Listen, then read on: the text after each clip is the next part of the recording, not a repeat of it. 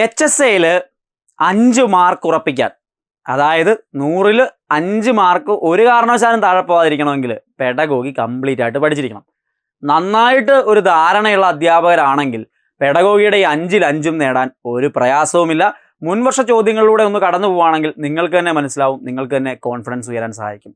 അങ്ങനെ നിങ്ങളുടെ കോൺഫിഡൻസ് ഉയർത്താനായിട്ട് ഇന്ന് കുറച്ച് പ്രധാനപ്പെട്ട പെഡഗോഗി ചോദ്യങ്ങളുമായിട്ടാണ് നിങ്ങളുടെ മുമ്പിലേക്ക് വന്നിരിക്കുന്നത്. അതിൽ ആദ്യത്തെ ചോദ്യം നിങ്ങൾ കണ്ടോളൂ, നിങ്ങൾ ആൻസർ നിങ്ങളുടെ മനസ്സിൽ കുറിച്ചിട്ടോളൂ, എന്നിട്ട് എൻ്റെ ആൻസറുമായിട്ട് ഞാനും വരാം. Which of the following is not related to micro teaching? DW Allen introduce ചെയ്ത മൈക്രോ ടീച്ചിങ്ങുമായിട്ട് ബന്ധപ്പെട്ട് ഇവിടെ വരാത്തത് ഏതാണ് എന്നുള്ളതാണ്. നോട്ട് റിലേറ്റഡ് ആണ്. The student teacher concentrates on practising a number of skills at a time. It is scale down teaching. It helps the student teacher to get an immediate feedback.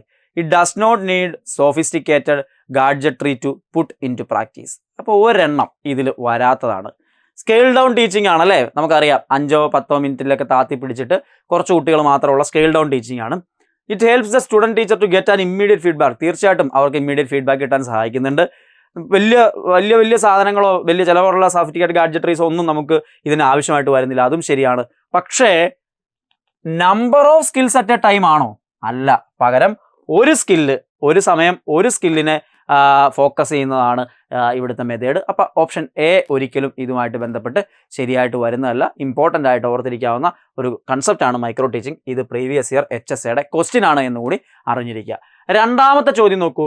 Which one of the following is not associated with elements of a teaching model?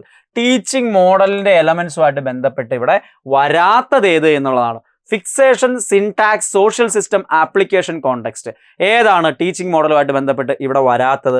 ഇവിടെ teaching മോഡലിലെ elements ഏതൊക്കെയാണെന്ന് അറിഞ്ഞാലേ ഇതിന്റെ answer എഴുതാൻ പറ്റുള്ളൂ. അപ്പോൾ അത് അറിഞ്ഞിരിക്കണം. അതിലെന്തായാലും ആരില്ല? Fixation ഇല്ല. പിന്നെ ആരൊക്കെയാണ് ഈ എലമെന്റ്സ് ആയിട്ട് വരുന്ന ആൾക്കാരും നോക്കൂ. സിൻടാക്സ് ഉണ്ട്, അതായത് sequence of steps or phases in the teaching process. Teaching പ്രോസസ്സിലെ സ്റ്റെപ്സിനെയാണ് നമ്മൾ സിൻടാക്സ് എന്ന് വിളിക്കുന്നത്. സോഷ്യൽ സിസ്റ്റം ഉണ്ട്. Nature of student teacher interaction and classroom environment, അതാണ് സോഷ്യൽ സിസ്റ്റം എന്നുള്ളത് കൊണ്ട് ഉദ്ദേശിക്കുന്നത്. പ്രിൻസിപ്പിൾസ് ഓഫ് റിയാക്ഷൻ, എങ്ങനെയാണ് ടീച്ചർ ഒരു സ്റ്റുഡൻറ്റിന്റെ ആക്ഷനോട് റെസ്പോണ്ട് ചെയ്യേണ്ടത് എന്നുള്ളതിനെ കാണിക്കുന്നതാണ് പ്രിൻസിപ്പിൾ ഓഫ് റിയാക്ഷൻ എന്ന് പറയുന്നത്. ദെൻ സപ്പോർട്ട് സിസ്റ്റമായിട്ട് റിസോഴ്സ് മെറ്റീരിയൽസും കാര്യങ്ങളൊക്കെ ഉൾപ്പെടുന്നതാണ് സപ്പോർട്ട് സിസ്റ്റം എന്ന് പറയുന്നത്. ദെൻ ആപ്ലിക്കേഷൻ, കോണ്ടെക്സ്റ്റ് ഉണ്ട്. മോഡൽ ആപ്ലിക്കബിൾ ആവുന്ന സിറ്റുവേഷൻസിനെ കാണിക്കുന്നതാണ്. അപ്പോൾ ഇത്രയുമാണ് elements of teaching model. Syntax, social system, principles of reaction, support system, application, context. ഇത്രയും കാര്യങ്ങൾ അവിടെ ഓർത്തിരിക്കുക. അടുത്ത സുപ്രധാന ചോദ്യം. A teaching method in which the student is put in the position of A pioneer and she finds his her along the path of knowledge as did those who first discovered the facts, principles and laws which are now known to all is. നിങ്ങളൊന്ന് ശരിക്കും സൂക്ഷിച്ച് pose ചെയ്ത് വെച്ചിട്ട് അതൊന്നുകൂടി ഒന്ന് വായിച്ചു നോക്കി. ആ method discovery മെത്തേഡാണോ, heuristic മെത്തേഡാണോ, കൺസ്ട്രക്റ്റിവിസ്റ്റിക് മെത്തേഡാണോ, inquiry മെത്തേഡാണോ അവിടെ പറഞ്ഞിരിക്കുന്നത്? അതായത് കുട്ടിയെ ഒരു അന്വേഷകന്റെ ത്വരയോടുകൂടി, അതായത് ആദ്യമായിട്ട് ആ തിയറിയും പ്രിൻസിപ്പിളും കണ്ടെത്താൻ പോയപ്പോൾ ഒരു ശാസ്ത്രജ്ഞൻ അല്ലെങ്കിൽ അതിൻ്റെ ഫോളോ ചെയ്ത് പോയ ആ വ്യക്തി കടന്നുപോയ സമാനമായ വഴികളിലൂടെ കടത്തിവിട്ടിട്ട് റിസൾട്ടിലേക്ക് എത്തിക്കുന്ന പരിപാടി ഏതാണ് ആ മെത്തേഡ്?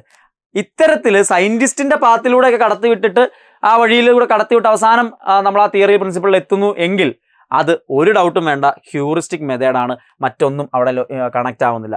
ഡിസ്കവറി മെത്തേഡും കൺസ്ട്രക്റ്റിവിസ്റ്റിക് മെത്തേഡും ഇൻക്വയറി മെത്തേഡും ഒക്കെ ഇതിനോട് സമാനമായിട്ട് വരുന്ന കാര്യങ്ങളാണെങ്കിൽ പോലും ഈ കാര്യം അവിടെ എടുത്തു പറഞ്ഞിട്ടുണ്ട്. അതായത് ഒരു തുടക്കക്കാരൻ ആദ്യമായിട്ട് ഇത് കണ്ടെത്തുന്ന ഒരാളുടെ ആ ക്യൂരിയോസിറ്റിയോടുകൂടി ആ സ്റ്റെപ്സിലൂടെ കടത്തിവിടുന്നു എന്ന് പറയുമ്പോൾ അത് എന്ത് തന്നെയാണ്? ഹ്യൂറിസ്റ്റിക് മെത്തേഡാണ് എന്നുള്ളത് ഓർത്തിരിക്കാം. ഇത് ആ കാര്യങ്ങൾ അവിടെ പറയുന്നുണ്ട്. ഹ്യൂറിസ്റ്റിക് മെത്തേഡ് എന്ന് പറയുന്നത് ഹെൻറി എഡ്വേർഡ് ആംസ്ട്രോങ് ആണ്. നോട്ട് ചെയ്ത് വെച്ചോ, ചോദ്യമായിട്ട് വരാവുന്നതാണ്. ഹെൻറി എഡ്വേർഡ് ആംസ്ട്രോങ് ആണ് ഇത് ഇൻട്രൊഡ്യൂസ് ചെയ്തത്. ഇതൊരു സ്റ്റുഡൻറ് സെൻറ്റേർഡ് ആയിട്ടുള്ള അപ്രോച്ചാണ്. അവിടെ ലേണറെ എന്ത് ചെയ്യാണ്? എക്സ്പ്ലോർ ചെയ്യാനും ഡിസ്കവർ ചെയ്യാനും അവർ സ്വയം കണ്ടെത്താൻ പാകത്തിന് എങ്ങനെയാണോ ഒരു സയൻറ്റിസ്റ്റ് അല്ലെങ്കിൽ ഒരു പുതിയ ആൾ ഒറിജിനലി ഈ ഫാക്ട്സ് കണ്ടെത്തിയത് അതേ വഴികളിലൂടെ അവരെ കടത്തിവിടുന്ന രീതി, പ്രോബ്ലം സോൾവിങ്ങിനും ക്രിട്ടിക്കൽ തിങ്കിങ്ങിനും സെൽഫ് ഡിസ്കവറിക്കും ഒക്കെ അവർക്ക് അവസരം ഉണ്ടാക്കുന്ന രീതി, അതാണ് ഹ്യൂറിസ്റ്റിക് മെത്തേഡ് എന്ന് പറയുന്നത്. ഈ ഡിസ്കവറി മെത്തേഡ് എന്ന് പറയുന്നത് ഇതിൻ്റെ ഭാഗമായിട്ടൊക്കെ വരുമെങ്കിലും അതിൽ ഗൈഡഡ് ആയിട്ടുള്ള, അതായത് നമ്മൾ അവരെ ഗൈഡ് ചെയ്ത് വിടുന്ന ഒരു പരിപാടിയാണ് ഗൈഡഡ് ഡിസ്കവറിയിൽ വരുന്നത്. ദെൻ കൺസ്ട്രക്റ്റിവിസ്റ്റിക് മെത്തേഡ് എന്ന് പറയുന്നത് ലേണർ സ്വയം അവരുടെ നോളജ് കൺസ്ട്രക്ട് ചെയ്യുന്നത് മാത്രമേ ഉള്ളൂ. പക്ഷേ അവർ ഹിസ്റ്റോറിക്കലായിട്ടുള്ള ആ നോളേജിന് റീഡിസ്കവർ ചെയ്യുന്ന ആ രീതി അല്ല അവിടെ പറയുന്നത് ഈ പറയുന്ന കൺസ്ട്രക്റ്റിവിസ്റ്റിക് മെത്തേഡിൽ തന്നെ ചെയ്യുന്നു മാത്രമേ ഉള്ളൂ. എൻക്വയറി മെത്തേഡ് എന്ന് പറയുന്നത് ഹ്യൂറിസ്റ്റിക് മെത്തേഡ് പോലെയൊക്കെ ആണെങ്കിലും ഇവിടെ ആ പറയുന്ന ഒറിജിനൽ ഡിസ്കവറിയിലേക്ക് പോയ വഴികളിലൂടെ കടത്തിവിടുന്ന രീതി ഇല്ല എൻക്വയറി മെത്തേഡിനകത്തും എന്നുള്ളത് നോട്ട് ചെയ്ത് വെക്കാം. അപ്പോൾ അതാണ് അവിടുത്തെ പ്രധാനപ്പെട്ട കൺസെപ്റ്റ്. ആ വഴികളിലൂടെ കടന്നു പോകുന്ന ഹ്യൂറിസ്റ്റിക് മെത്തേഡ് തന്നെയാണ്, ഒരു സംശയം വേണ്ട, ഇമ്പോർട്ടൻ്റ് ആയിട്ടുള്ള ആശയമാണ്. അടുത്ത ചോദ്യം നോക്കിയേ. A student has the knowledge of the type of test, assignments and important topics which he has to be thorough with. He also knows how to use his skills to master them. What type of knowledge is this?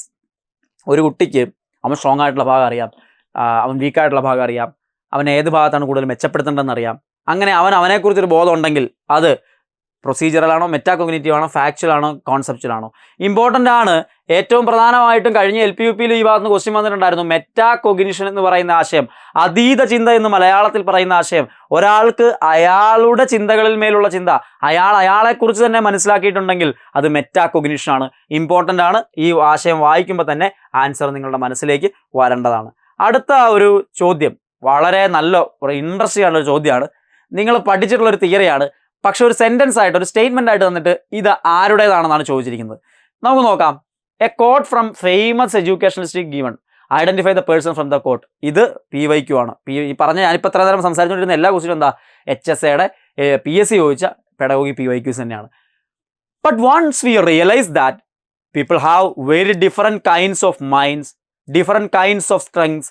Some people are good in thinking specially, some in thinking language, others are very logical. Other people need to be hands-on and explore activity and try things out than education. Which treats everybody the same way is actually the most unfair education. Then education which treats everybody the same way is actually the most unfair education. അവിടെ Howard Gardner ആണോ, Bruner ആണോ, പിയാഷെ ആണോ, Vygotsky ആണോ ഇത് പറഞ്ഞെന്ന് ചോദിക്കുമ്പോൾ ആദ്യം ഈ ക്വസ്റ്റ്യൻ വായിക്കുന്ന ഒരാൾ ഇതെന്താണല്ലേ, ഏതോ ഒരാൾ പറഞ്ഞു വെച്ച സെൻറ്റൻസ് ഒക്കെ തന്നിട്ട് ഇത് ആരുടെയാണെന്ന് ചോദിക്കുന്നത് എന്ത് മോശം പരിപാടിയാണ്. ഒന്നുകൂടി ഒന്ന് സൂക്ഷിച്ച് വായിച്ചു നോക്കിയേ. Every different kinds of minds ആണ്, ഡിഫറെൻറ്റ് കൈൻഡ്സ് ഓഫ് സ്ട്രെങ്ത് ഉണ്ട്. Some people are good in thinking spatially തിങ്കിങ്ങിന് കുറച്ച് പേർക്ക് കഴിവുണ്ട്. ലാംഗ്വേജിൽ ചിലർക്ക് കഴിവുണ്ട്. ലോജിക്കൽ റീസണിങ്ങിലൊക്കെ കഴിവുണ്ട്. ഹാൻഡ്സ് ഓൺ എക്സ്പീരിയൻസ് എക്സ്പ്ലോർ ചെയ്യുന്ന രീതിയിലുള്ള ആക്ടിവിറ്റീസിലാണ് ചിലർക്ക് കഴിവ്. ഇതൊക്കെ എന്തുവാ? മൾട്ടിപ്പിൾ ഇൻ്റലിജൻസ് ആണേ. Spatial intelligence, logical and mathematical intelligence, linguistic intelligence പഠിച്ചിട്ടുള്ളതല്ലേ? അത് ആരുടെയാ? തിയറിയാ. ഇത്രയും കണ്ട് അതിനകത്ത് അത് ഇന്റർപ്രറ്റ് ചെയ്ത് എടുക്കാൻ പറ്റണം. അങ്ങനെയാണ് ഹൊവാർഡ് ഗാർഡനറുടെ പേരിലേക്ക് നിങ്ങൾ എത്തും. മൾട്ടിപ്പിൾ ഇൻ്റലിജൻസ് തിയറി നമുക്ക് തന്ന ഹൊവാർഡ് ഗാർഡനറാണ് അതിൻ്റെ ആൻസർ ആയിട്ട് വരുന്നത്. ഹൊവാർഡ് ഗാർഡനറുടെ മൾട്ടിപ്പിൾ ഇൻ്റലിജൻസ് തിയറിയിൽ ലിംഗ്വിസ്റ്റിക് ഭാഷാപരബുദ്ധി, logical mathematical, spatial intelligence, musical intelligence, bodily kinesthetic intelligence, interpersonal intelligence, intrapersonal intelligence, naturalistic intelligence, എന്തോരം കാര്യങ്ങൾ അതിനകത്തുള്ളത്.